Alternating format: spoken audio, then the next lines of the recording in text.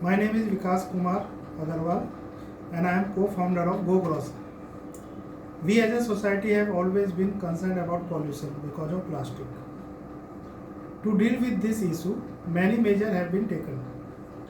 Recently, the Government of India banned single-use plastic. And the current ban includes items with low utility and high littering potential.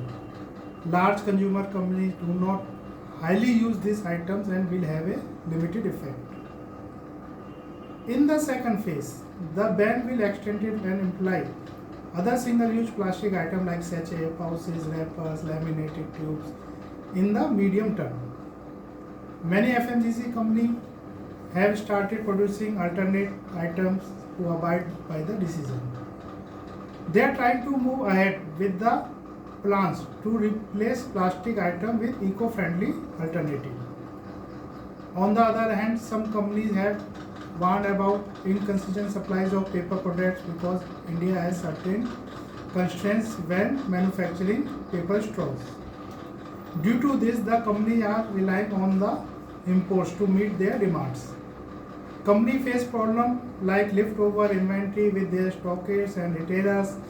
Still, they have sincerely followed the government decision to ban single-use plastic by importing paper straws and other solutions available in the market. Many FMCG brands were expecting an extension on this ban, but the government did not grant any extension. Meanwhile, some people argue whether paper straws are environmentally friendly because many paper straws in the market are not recyclable. Their manufacturing also requires cutting trees to produce, and paper products generate more greenhouse gases than plastic.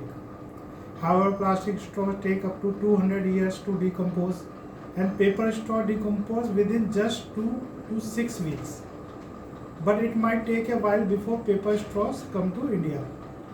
The manufacturer worldwide will be able to deliver only 50% of the global paper straw demand, which is increasing the plastic ban increase worldwide.